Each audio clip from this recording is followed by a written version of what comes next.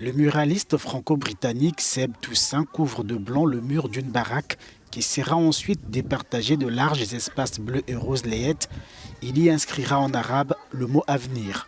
L'artiste de 35 ans a posé ses pinceaux à Zatar, quartier défavorisé de Nouakchott, la capitale mauritanienne.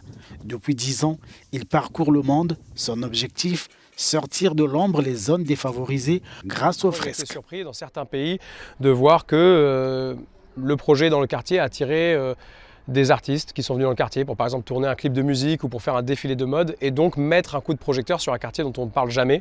Il y a eu des street art tours, donc des tours du quartier avec un groupe de touristes curieux d'art qui s'est organisé par exemple dans un camp de réfugiés en Palestine, ou alors la municipalité à Katmandou qui a promis d'injecter de l'argent pour réparer des toits parce qu'on a mis un coup de projecteur sur un quartier qui était un petit peu oublié en fait.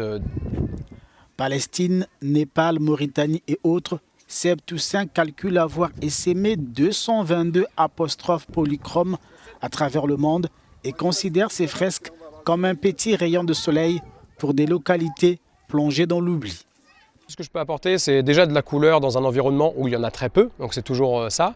Et puis également, je crois que c'est des rencontres enrichissantes, tant pour moi d'apprendre sur les cultures locales, mais aussi pour les gens de rencontrer un étranger également. C'est le projet Share the World, inspiré en partie, dit-il, par les épreuves de sa grand-mère pendant la Seconde Guerre mondiale en Normandie. Alerter sur le sort des populations marginalisées, engagement salué par les bénéficiaires.